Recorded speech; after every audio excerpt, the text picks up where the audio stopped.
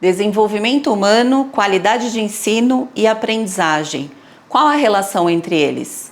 Se a gente investe em todos esses profissionais, acarretar para que a gente tenha realmente uma qualidade de ensino. Para discutirmos sobre esse assunto, eu tenho aqui comigo a Caroline Miranda. Ela é CEO da Encaixe Recursos Humanos e especialista em RH educacional com mais de 15 anos de experiência aí com escolas. É isso, Sim, né, Carol? Um prazer muito grande participar do Honeycast. Muito obrigada, sim, atuo na Encaixe, né? E como escola por si só é uma área bastante complexa e diferenciada, a gente optou por trabalhar exclusivamente com a área da educação, né? Então é um privilégio, prazer muito grande estar aqui. Obrigada pelo convite. Obrigada a você. Vamos lá. Quando a gente fala em qualidade de ensino, muitas vezes a gente pensa em infraestrutura, em tecnologia, em material didático, né? E uma série de recursos. Mas nada disso tem um impacto se não tiver as pessoas certas, né? Eu penso muito isso, que se você não tiver... Porque a escola é feita de gente, né? Exato. E se você não tiver as pessoas certas em cada posição, você não consegue tocar o projeto pedagógico. Sim. Né? Então, qual a relação direta entre investir em capital humano e qualidade no processo de ensino-aprendizagem, na sua opinião? Olha, a relação, na realidade, é que assim, o capital humano ele é formado por todas as pessoas que contribuem para o processo educativo. Então, muitas vezes as pessoas acham que são só os professores, e não. Desde professores, coordenadores, profissionais da área administrativa e também profissionais da área de apoio, como limpeza, portaria, manutenção. Se a gente investe em todos esses profissionais, tudo isso vai acarretar para que a gente tenha realmente uma qualidade de ensino, uma qualidade de atendimento. Então, o capital humano, ele é um processo-chave, né? É o mais importante para que a gente consiga ter esse sucesso, já que a escola é formada por pessoas. Então, realmente, olhar para o capital humano é um verdadeiro diferencial competitivo para as escolas hoje em dia. Se cada um estiver ali fazendo o seu papel direitinho, né? Cada um consegue focar no seu objetivo. Exatamente. E o projeto acontece e as coisas funcionam. Tem clareza, né, do que eu estou fazendo aqui e começa, assim, a ser reconhecido como parte daquele ambiente. Isso é muito importante. Aqui a gente tem todo um cuidado na contratação. Muitas vezes a gente prefere ficar, às vezes, uma semana, duas desfalcado do que contratar rápido, né, e contratar na correria. Porque a gente entende que esse é um processo bem delicado, né, ter esse olhar na hora de contratar, para definir a pessoa certa que vai estar ali naquela posição e na verdade, para muitos cargos, principalmente os que têm muita proximidade com as crianças, a gente até prefere ter o plano de carreira, né? Então, dificilmente a gente contrata um professor, né? Então, na maioria das vezes, a gente tem uma estagiária, que ela vira uma auxiliar, que depois ela vira uma DI, e a hora que ela vira uma professora de educação infantil, ela já conhece todo o projeto da escola, já conhece toda a rotina da escola, já está bem envolvida aí com todo o processo. Importantíssimo, né? E é um profissional que já tem a cultura da escola, sim, que já tem a segurança, já conversa com as regras da escola. Isso é muito importante e passa credibilidade para as famílias, passa segurança, né? Então, a forma como o Ranieri faz esse processo seletivo, né, é uma forma muito criteriosa, inclusive, há um cuidado muito grande, né, com as contratações. Isso é muito característico, é importantíssimo para dentro da escola. E na verdade, assim, a gente conhecendo esse profissional, você já sabe aonde você precisa trabalhar com ele, né, quais são os pontos fracos dele, mas também já sabe todas as qualidades para poder explorar melhor, né? Exato. Qual que você acha, Carol, que no mercado educacional é o impacto de não olhar para o clima da escola e a falta de investimento em desenvolvimento, plano de carreira e até contratações? Olha, o impacto ele é muito, muito grande, muito forte. Então, quando a escola não cuida do capital humano, né, ela está deixando de olhar para critérios importantíssimos. E aí a gente pode falar desde a segurança das escolas, né? Então, quem está entrando dentro da escola, por que está entrando, como está entrando e até onde essa pessoa consegue se desenvolver, mas também para questões de pertencimento. Eu trago as pessoas para dentro da escola e eu preciso reter esses talentos. Então, Quando eu faço pesquisa de clima, quando eu olho para o meu ambiente, quando eu aplico uma avaliação de desempenho, faço um PDI, eu dou oportunidade para que a pessoa se desenvolva, eu ouço meus colaboradores através da pesquisa de clima, que é uma coisa que funciona muito bem aqui, é muito legal. Então, eu estou dando escuta ativa para os meus colaboradores. Então, acima de tudo, eu formo pessoas e eu as convenço a ficar no Colégio Ranieri, porque eu garanto que aqui seja um lugar salutar para se trabalhar. Isso é muito bom. Na verdade, você trabalha com escolas, você deve saber isso melhor do que eu, mas o que eu presencio aí, conheço desse mundo educacional, é que muitas escolas ainda nem têm equipe de RH, né? Muitas escolas ainda estão vivendo com um departamento pessoal, né? A gente mesmo foi criar o departamento de RH desde 2023 que vocês começaram a trabalhar com a gente, que nos prestaram essa consultoria. Mas era uma novidade, a gente tinha um departamento pessoal, mas chega uma hora, a escola vai crescendo, né? E você vai ficando com um número de colaboradores que, se você não tiver toda uma equipe olhando para isso, então, fazendo a pesquisa, algumas coisas a gente fazia sempre. A questão do desenvolvimento pessoal, a gente sempre entendeu que era papel da escola fazer. Tanto que a nossa convenção de colaboradores, que acontece agora, recentemente, tem acontecido 2 vezes por ano. Mas antigamente acontecia, era um evento que era uma vez no ano. E a gente faz desde 2013. Então já tem bastante tempo que a gente já entendia que tinha que reunir todo mundo, que alinhar, que não era só com a equipe pedagógica, né, que tinha que trazer todas as equipes e todo mundo entender qual é a sua parte, né, nesse processo. E isso a gente percebe que faz uma diferença gigante, né? Você ter alguém olhando para isso, fazer as pesquisas, ter esse olhar, né? Sim, importantíssimo.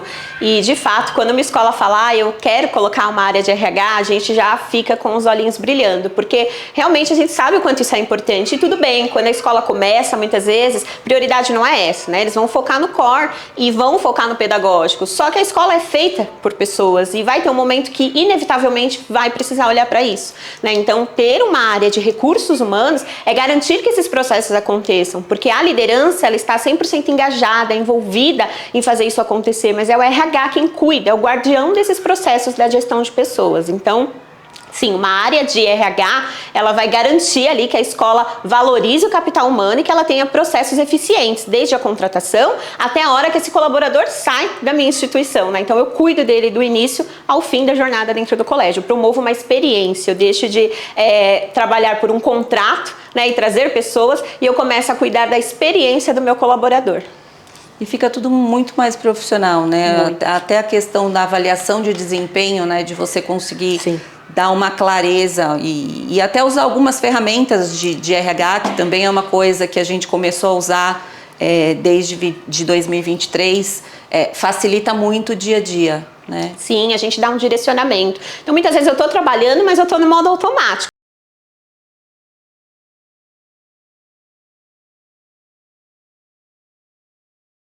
Qual é o momento que nós vamos parar para olhar, para que eu possa me avaliar, para que o meu gestor possa me ajudar? Então, muitas vezes é isso também, a gente tem líderes inspiradores e às vezes a gente não tem tempo para que eles desenvolvam as suas equipes. Isso é muito importante, né?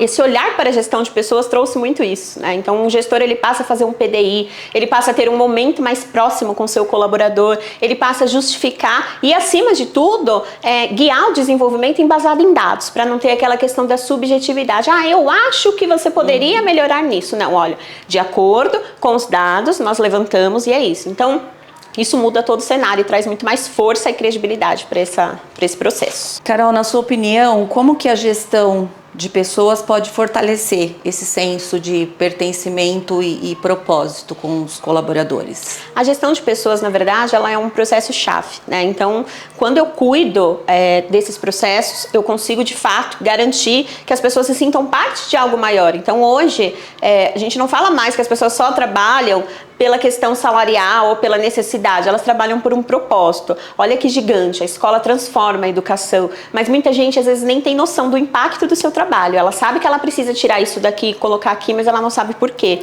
né? Então, é importante que toda a escola tenha esse senso de pertencimento, que elas saibam pelo que elas estão lutando aqui, qual é a causa, qual é o propósito, estejam diretamente envolvidas e ligadas com a missão, visão e valores da instituição. E aí sim, quando essas pessoas se sentem parte de algo maior, sim, elas começam a engajar, começam a trabalhar de maneira mais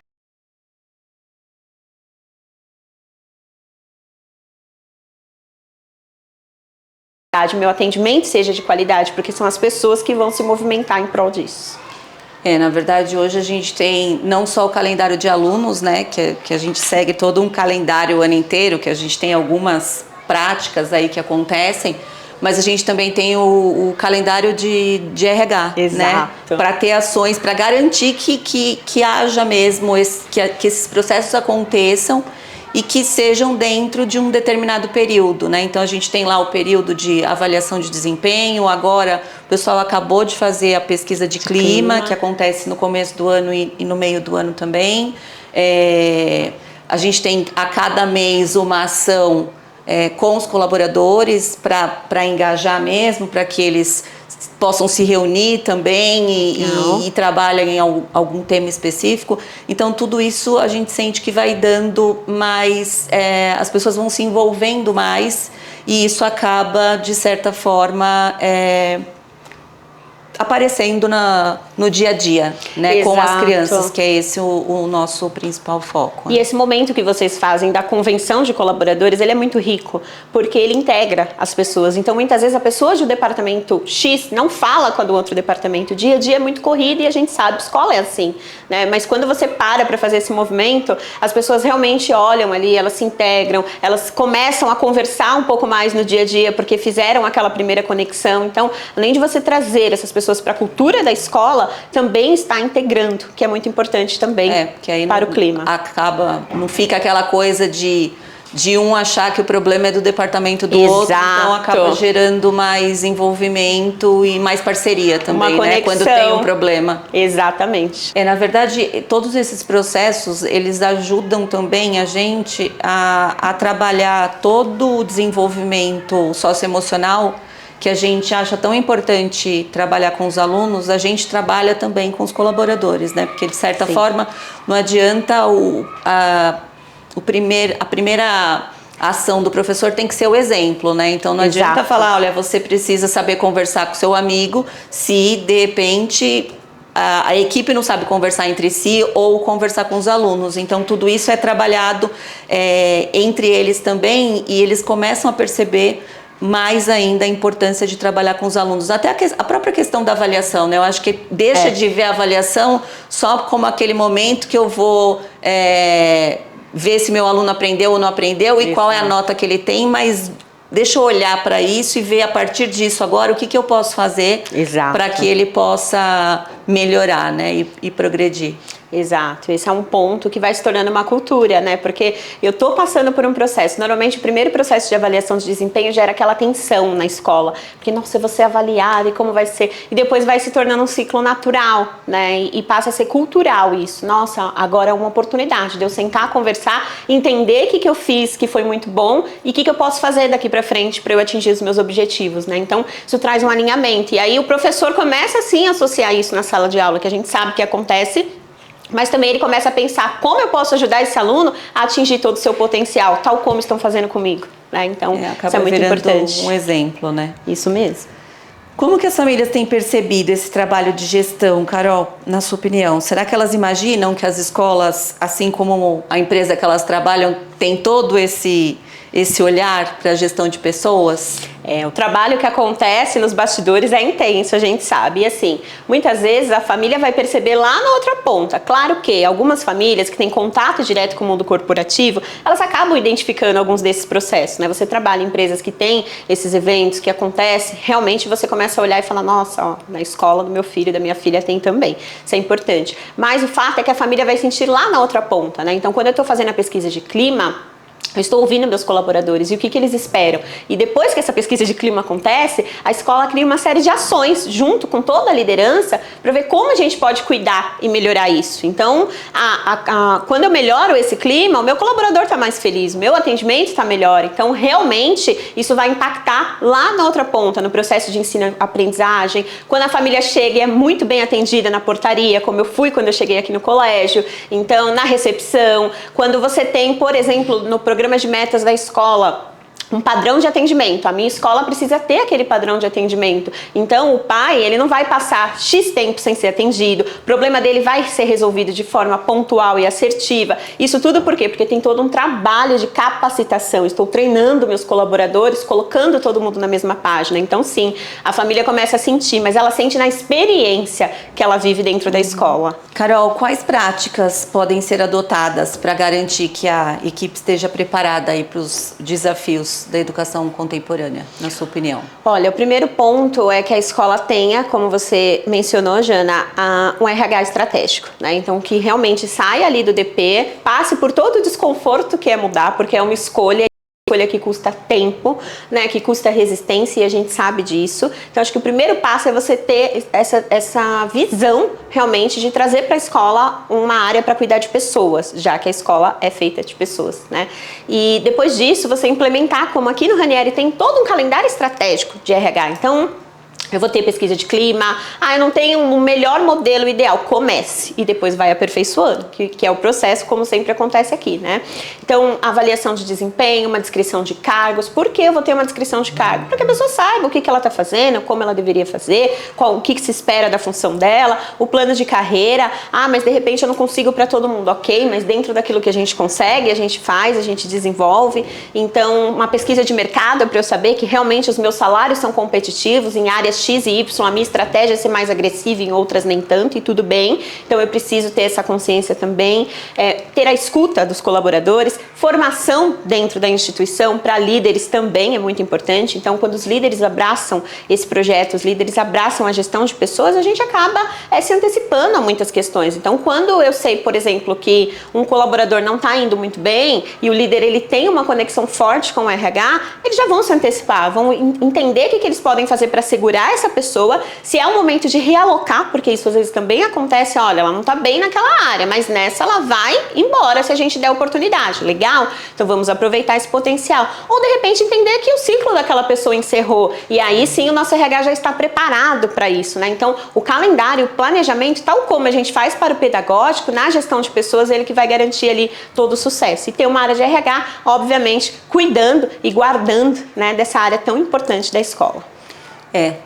Tudo isso acho que é muito importante. A gente tem muitas pessoas que estão com a gente já há bastante tempo, tem algumas pessoas que estão desde o primeiro dia, e tem também pessoas que começaram hoje, estão em cargos estratégicos e que começou como estagiário. Então isso é muito legal, né? Porque a gente vai vendo a evolução e o engajamento dessa pessoa é muito diferente, né? Porque é como se a escola também fosse dela, né? Porque ela se sente parte mesmo de toda aquela construção. Então, a gente entende, né, que isso acaba chegando nos alunos e nas famílias de alguma forma, por conta desse cuidado e desse olhar, né? Que precisa ter. Toda essa questão de gestão de pessoas dentro da escola é muito importante, né? Porque não é só os líderes que fazem gestão de pessoas, os próprios professores precisam fazer essa gestão de pessoas, porque ele está fazendo isso com os alunos. Então isso a gente entende que a gente precisa investir muito e treinar mesmo, e conscientizar e desenvolver, e estar o tempo todo promovendo esse tipo de melhoria, né, que a gente entende que vai dar resultado.